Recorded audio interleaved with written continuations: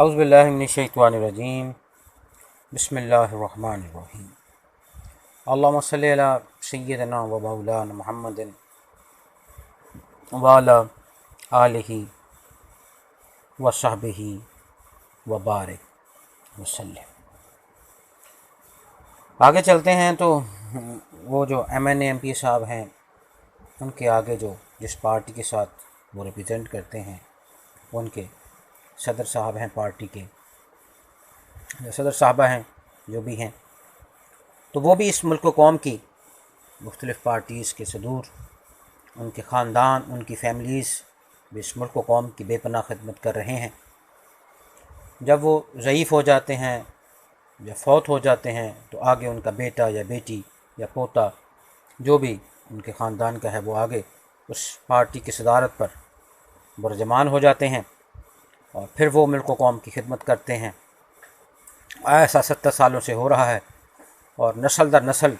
वो इस मुल्क की सदारत कर रहे हैं, इस मुल्क पर हुकूमत कर रहे हैं और बाकी सारे लोग उनकी अताअत कर रहे हैं।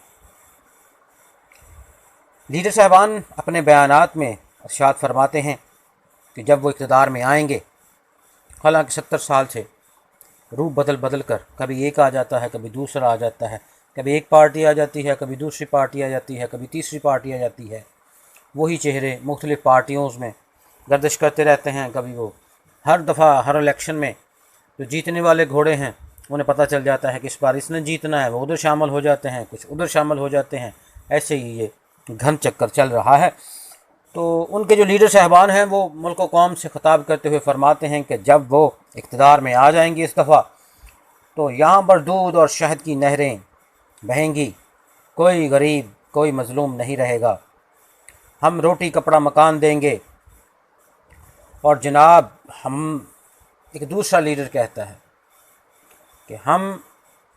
अपने इस मुल्क को शेर बना देंगे, बाकी सारे मुल्कों को भेड़ बकरियां बना देंगे।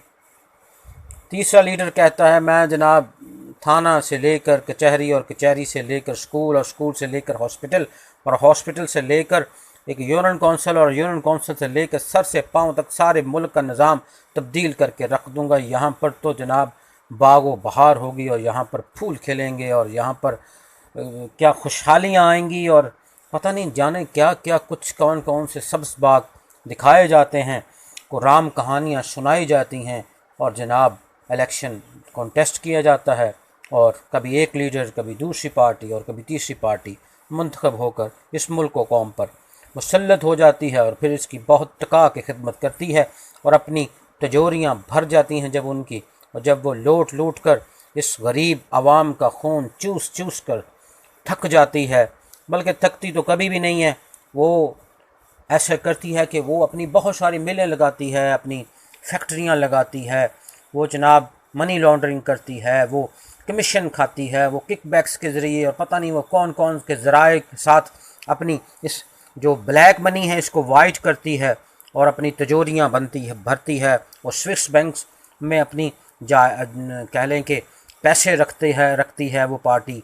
और वो लीडर साहबान, और वो जनाब वो महल बनाते हैं बाहर के मुल्कों में वो लोग जाकर, और उनकी औलादें भी बाहर रहती हैं, वो पढ़ती भी वहाँ हैं, वो वहाँ की नेशनैलिटी रखती हैं, लेकिन वो हुकूमत करने के लिए यहाँ तशरीफ़ लाते हैं क्योंकि उनके दिल में मुल्क व कौम का बहुत दर्द है। और आगे उनके तर्जमान हैं वो जनाब जो इस मुल्क व कौम को हदायत देते हैं कि जनाब हमारे जो लीडर साहब उनका इतना महल नमा घर है, वो भी उन्होंने इसी जज्बे के तहत बनाया है कि वो मुल्क व कौम की खिदमत कर सकें, और उनकी औलाद भी इसीलिए पढ़ रही है और बाहर के महल्लात भी इसीलिए बनाए हैं कि उन्हें इस मुल्क व कौम का बहुत दर्द है। और स्विस बैंकों में भी उन्होंने इसीलिए माल और दौलत जमा किया हुआ है। दूसरे लीडर साहब फरमाते हैं कि वो भी उनके तर्जमान कहते हैं कि इस मुल्क की का बहुत दर्द है उनके सीने में और थर में, और सिंध के पसमानदा इलाकों में और बलूचिस्तान में और जनाब पंजाब में और KPK में गरीब का जो बूढ़ा बाप है और बूढ़ी माँ है वो सिसक सिसक के मरती है और जनाब वो दवाई के लिए तरसती है, वो रोटी के लिए तरसती है, वो पानी के लिए तरसती है, और जनाब बच्चे तालीम से फैज़याब नहीं हो पाते हैं, वालिदैन अपने बच्चों को स्कूल नहीं भेज सकते। रोटी कपड़ा मकान तो एक तरफ, बिजली सुई गैस दवाइयों कि बिल नहीं दे पाते हैं लोग खुदकुशियाँ करते हैं, खुदसोसियाँ करते हैं,